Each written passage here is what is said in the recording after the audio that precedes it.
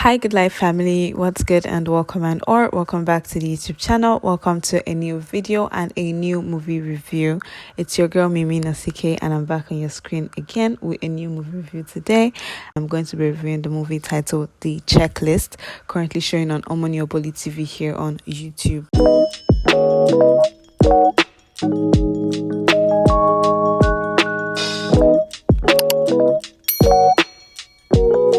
The executive producers of this movie are Omonioboli herself and Tomi Adeoye, and the movie is directed by Great Val Edochie, who also plays the minor role of Tony, the runaway boyfriend in this film. Other actors you get to see here include the beautiful Ruby Okezie, who is the lead actress and portrays the character Adesua, her co-lead and love interest Ogenero, popularly called Nero, as portrayed by our very own Eva Dapper Michael Dapper, and Uchenwoko, who is in a supporting role as Adesua's bestie and flatmate, and also the bubbly character named Bolanle in the film. The movie plunges us into the dramatic life of Adesua, who is the main character as portrayed by Ruby Okezie, as I mentioned earlier, who works intentionally and dedicatedly as a junior business analyst for a company and has also suffered a bad betrayal and heartbreak from her past relationship. Adesua is now dedicated to her job and a promotion into the role of senior business analyst in the company she works for. Things take a drastic turn for Adesua at the event of the arrival of a new boss, Nero. She's supposed to work hand in hand with Nero on work projects and basically all things else, and fortunately and or unfortunately, sparks begin to, do the flying up and down.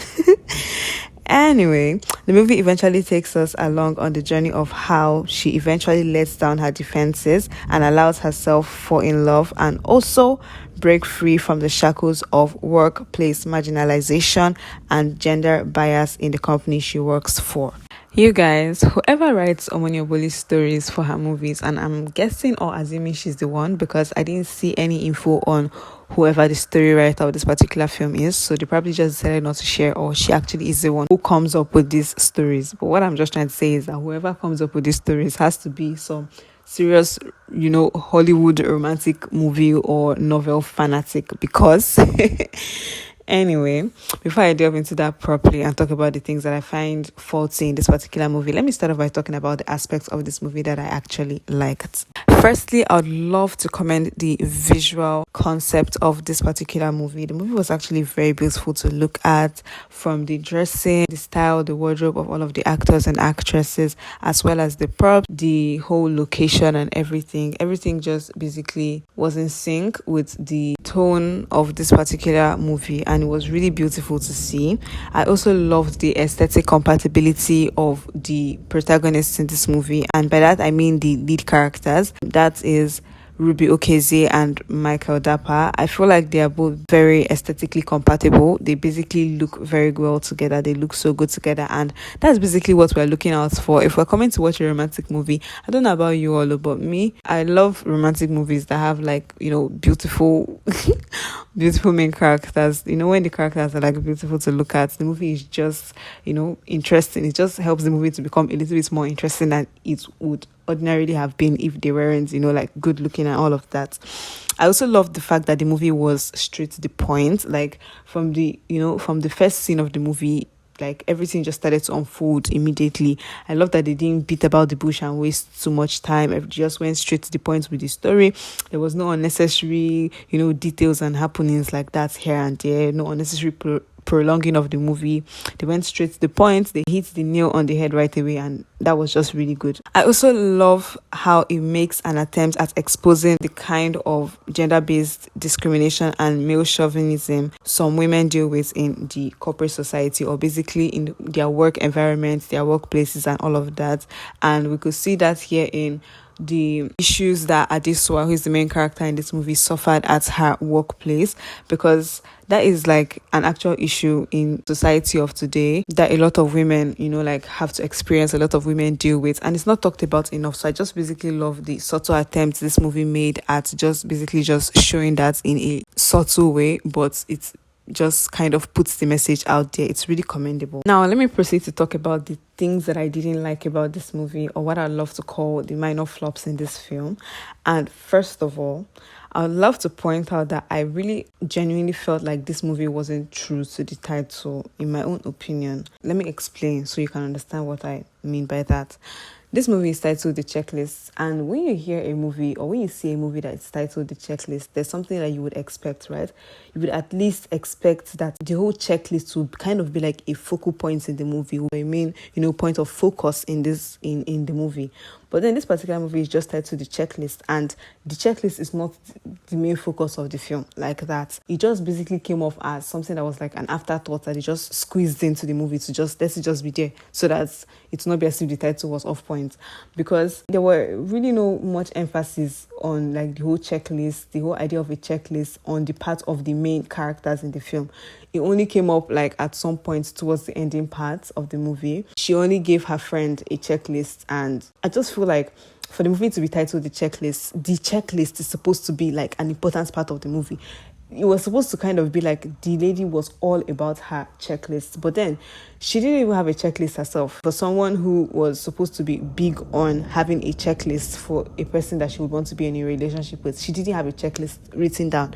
It was at that moment that she and her friend, I don't know if you've seen the movie, you know what I'm talking about, that she and her friend decided to now come together and compose a checklist, and that was not what I was expecting, because for the movie to be titled The Checklist, it should be about a checklist. Next, I honestly felt like this movie was quite shallow. It was quite shallow, and there was just a kind of like cheesiness about the movie that I really can't explain. I really feel like this movie didn't really go very deep into like a lot of emotions and a lot of things. Everything just seemed to me to be played out on a very shallow level. Next, I want to talk about the stiffness of the actors in this movie and the poor chemistry. I know a lot of people are going to disagree with me on this one. A lot of people are going to be of the opinion that Michael Dapper and Ruby Okeze had fantastic chemistry. But to be very honest, I don't think they had good chemistry. What I think happened, or what I think that a lot of people will see and mistake for fantastic chemistry, is the aesthetic or visual compatibility of the two actors. Michael Dapper is a very good looking man and Ruby Okeze is very beautiful. They both look very good together. So with or without much effort, they are already giving couple. Coupled with the fact that we already know that Michael Dapper is very good at playing the lover boy.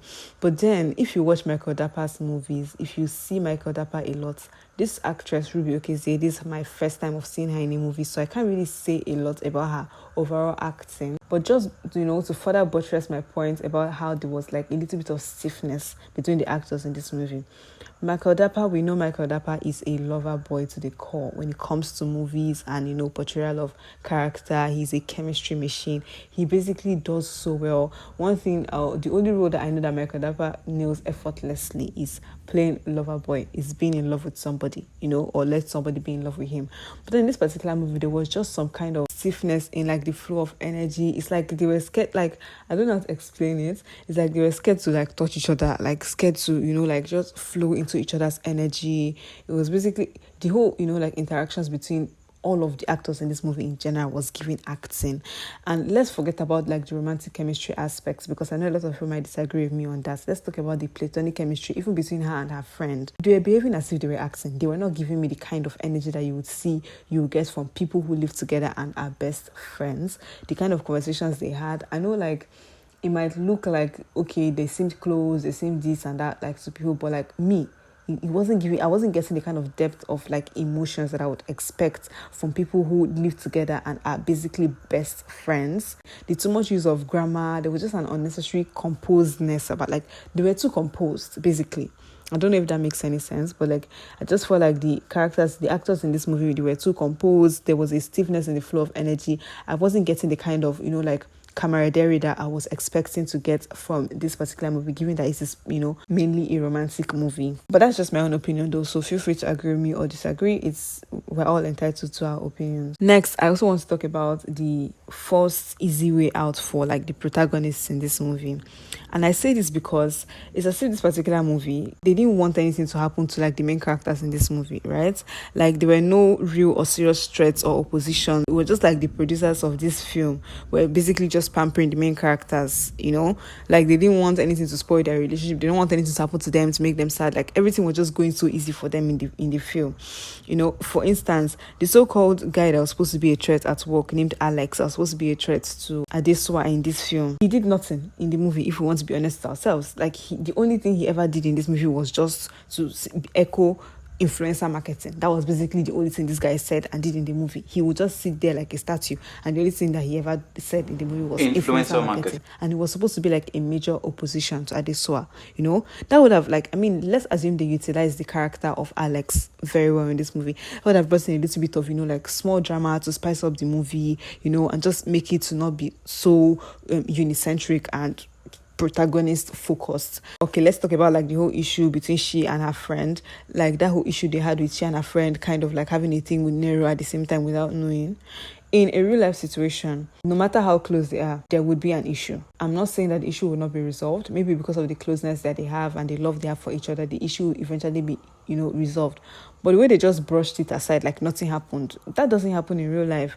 It just basically just boils down to the same thing I was saying about how they were just basically pampering the two lovebirds in the movie. It's like they didn't want anything to happen to their relationship. They were too scared. Like, give us drama, give us small drama. This movie, I just feel like this movie had like a good story that would have played out very well if they had made use of like the element of like extra drama that would have happened on the side. The whole issue with Alex at work was a big opportunity for them to create small drama, just to spice up this movie. Plus this whole issue that happened with her friend, right? Something would have happened to make the movie, more lively, more bubbly, but like it was just basically free flow of water for the main characters, like everywhere soft, everywhere good, no stress, like just the if that makes any sense. And also I cannot just help but like talk about like the overall unrealisticness, if that's a word. The way this movie was actually like really unrealistic. I can't even lie. Like a lot of things that went down in this movie would not actually play out in real life. Also, nobody checks anybody's checklist completely like that in real life, I promise you. But it's a movie, and I just feel like a lot of Omoniboli movie or Omoniboli TV fans are here for like the fantasy, the romantic fantasies that happen here, because like I said before, whoever writes these stories has to be some kind of Hollywood or romantic movie or romantic novel fanatic. And I'm talking the After series, 50 Shades of Grey, The Fault in Our Stars, All the Boys I've Loved Before kind of vibes, because the kind of things that have been happening in like her movies these days, we all know those kind of things don't happen in real life, and it's just cute romantic fantasy to just help people calm down and just feel good. Because under normal circumstances, we know that a lot of things happening in this movie are unrealistic. They would not happen in real life. And anyway, it's just a movie, so we don't expect it to be 100% accurate with regards to being in touch with reality. But then aside from that, I think the movie was a fairly good watch. This kind of movie is not really my vibe, so that's probably why I find it very easy to critique the movie. I didn't necessarily find the movie very interesting. The only thing that I enjoyed watching was the fact that I love to see two beautiful people on my screen. And by two beautiful people, I mean Michael Dapper, who is obviously very dashing, and Ruby Okezie, who is also a very beautiful actress. And also, like I said before, the visual concept of the film was good to look at. The movie was beautiful to look at. The camera quality, everything was crisp, beautiful to look at. The audio quality was good, although there were some scenes where I noticed a little bit of dullness or blurriness in the camera. That one is just, by the way, it can be easily overlooked. But aside from that, the movie was fairly good. Like I said before, I didn't particularly find this movie to be very interesting, although some people might have contrary opinions. But then, like I always say, I'm open to opinions. So let me know how you feel or how you felt about this movie while watching it in the comment section. Do also leave your own opinion, your general opinion about the movie in the comment section. Let's, get chit-chatting, let's talk, let's interact in the comment section. You know what I mean? Anyway, for a rating, I will rate this movie a 5/10, simply because of all of the things I mentioned earlier. Let me know how you rate this movie in the comment section if you have seen it, and then if you haven't, I recommend you go check it out, and then if you still have time on your hands, you can come back here and share your own thoughts and your opinion about this movie. And all of that being said, we have gladly and successfully come to the end of this particular video, this particular movie review. Thank you so much for stopping by. Thank you so much for being around and spending time with me. If you aren't subscribed to this channel already, I would highly recommend you hit the subscribe button to join the good life my family, turn on your notifications to get notified whenever I put out new awesome and amazing content like this. And until I come again to your screen next time, I remain your girl Mimi Nasike. Thank you so much for stopping by. I love you all dearly, and God bless you. Bye.